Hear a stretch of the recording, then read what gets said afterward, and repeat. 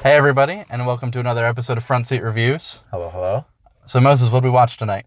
Today we watch Sicario, de Day of the Soldado? del Soldado. I'm gonna butcher this every which way. All right, so real quick, before we get started, as always, first half of the review is going to be spoiler-free. Play the spoiler siren, and then boom, onto the spoiler section.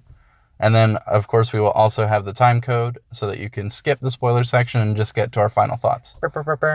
Alrighty, so Sicario, Day of the Soldado is the sequel to an amazing film that we both love, the original Sicario from director Denis Villeneuve.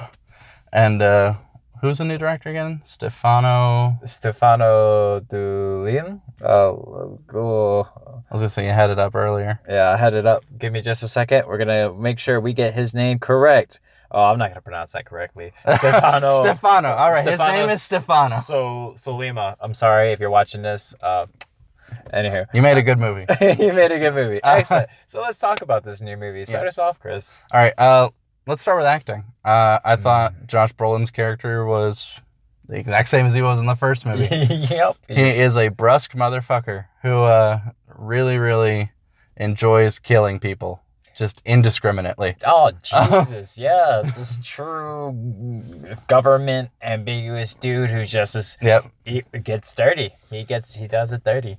That paramilitary nonsense, man. They will wreck your ass. Yeah, dude. I thought Benicio del Toro, as always, did a killer job in his role, and I love that this movie kind of fleshed out his character a little bit more and gave us a little bit more of his backstory to kind of keep building towards what is probably going to be a sequel. Dude, we're no spoilers yet, but there's most likely going to be a third. I hope there is. Yeah. It's not really a spoiler to say that the ending kind of, we're not going to say how, but it does leave it in a place where a third could happen. It doesn't necessarily have to, though.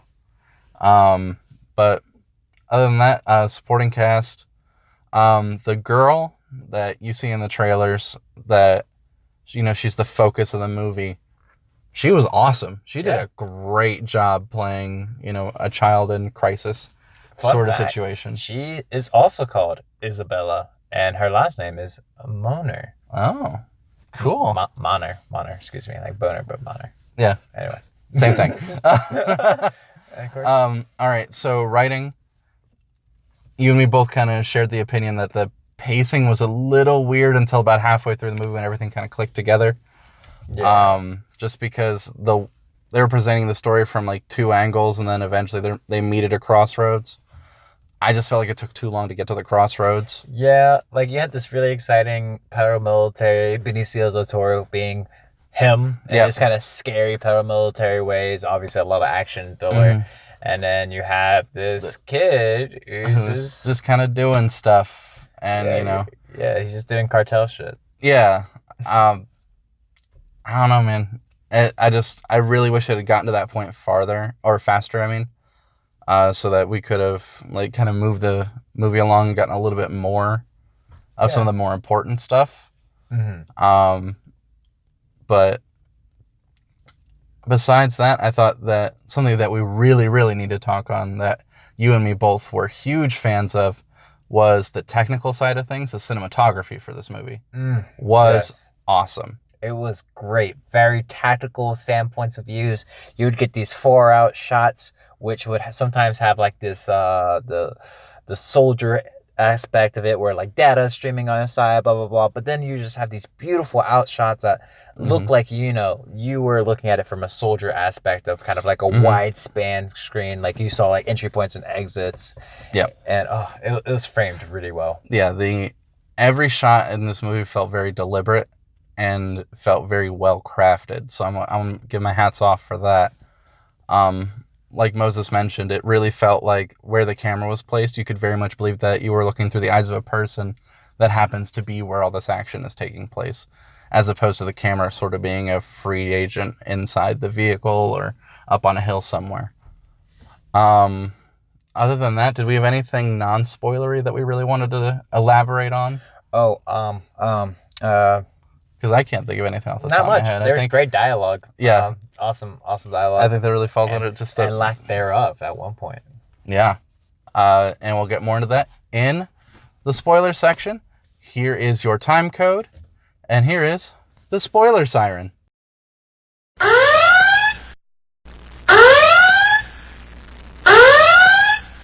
All right, so let's talk spoilers.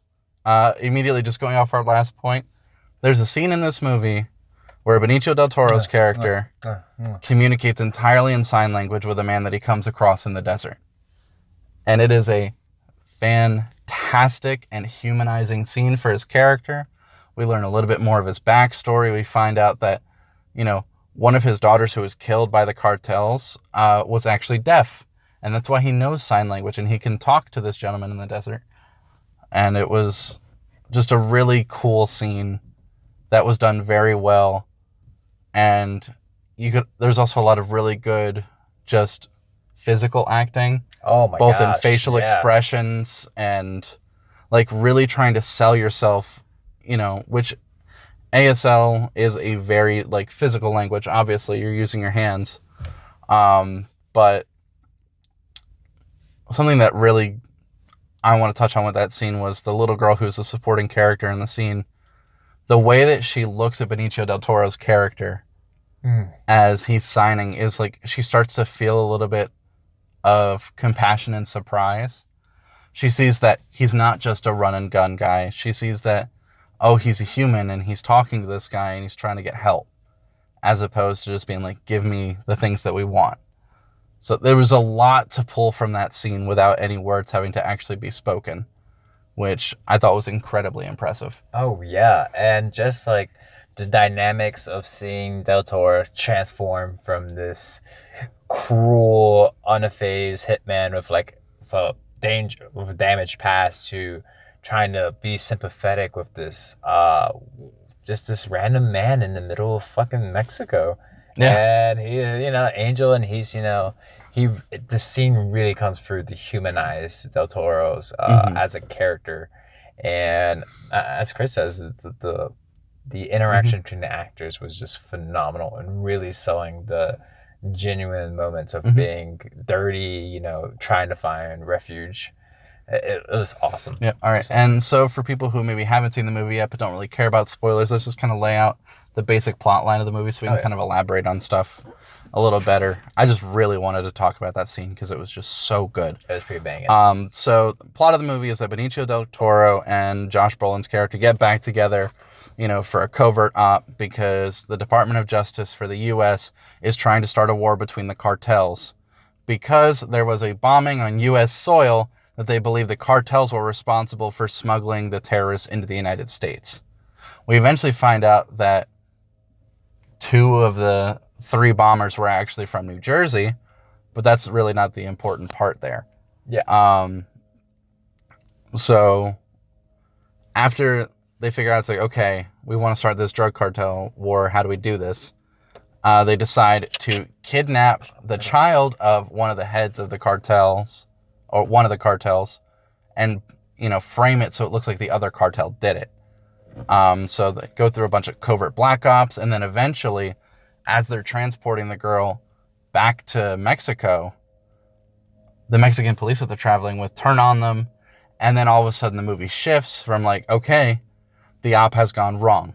And so now Benicio del Toro has to go find the girl who has run off in the middle of the gunfire that's going on. And then Josh Brolin's character goes back with his men to the United States. And then the movie separates, and now Josh Brolin and Benicio del Toro on opposite sides. Yeah. Oh, my God. It's such a drastic turn in the movie, and that's when things like really pick up. Like we said, we did have some issues with pacing. I felt like it took a little too long to get there. But I thought overall the movie was incredibly enjoyable, and I had a ton of fun watching it. Oh my God, yeah, it was so good, and just bringing you into the film. As you and I both discussed, it didn't really feel as an independent film. It relied a lot on information and backstory you got from the first movie. Yes, where it showcases Del Toro as more of this, as a Sicario, as a fucking hitman. While in this one, it kind of emphasizes him. And as if you don't know, Soldado, God, I'm gonna butcher that. Yeah. Sadato, Means soldier, soldier, as I just found out. and so it kind of it portrays that in his character, an idea that he's Mm-hmm. taking orders, he's going on a mission, as opposed to just being this ruthless dude. Who, Mm-hmm. don't get me wrong, he does just straight up murder a man on the fucking sidewalk in Mexico. Oh yeah, no, it's brutal. Yeah. But I mean, most of this movie is pretty brutal in its action. Yeah. Which is another really good high point of the Sicario Now series, is that the action has always felt very, sharp and just pointed, and everything feels like it's done with intent. Mm-hmm. Oh yeah. Like nothing really feels like it's taking its time, besides the story. Yeah. So other than that, I think that overall it was really good.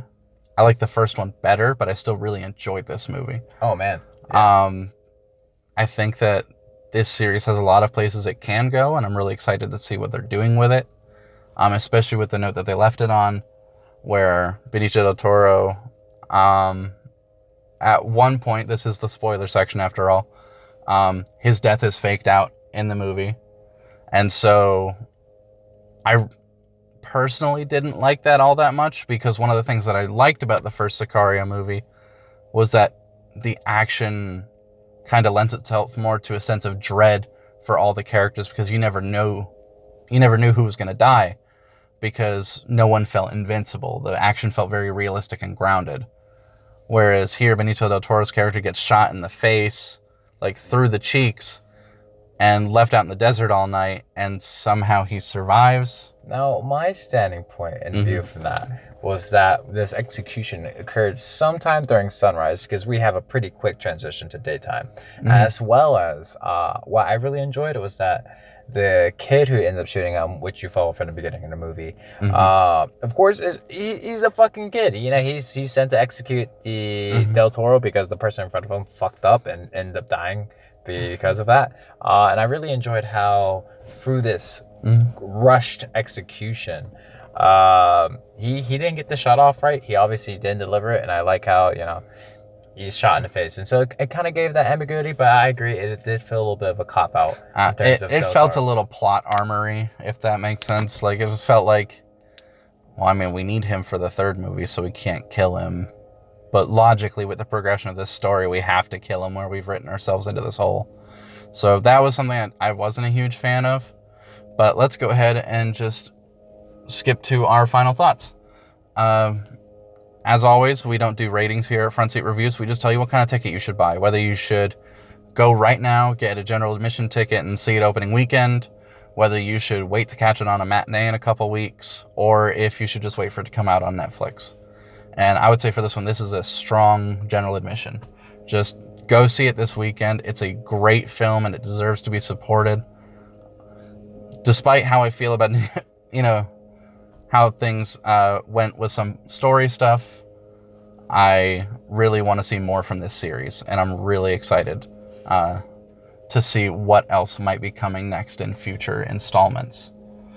So what do you think, Moses? You agree? Yeah, I agree. I think general admissions, like I said for a previous film review, like The Incredibles, I highly recommend watching the Sicario movie. The first one before you see this one. Very much so.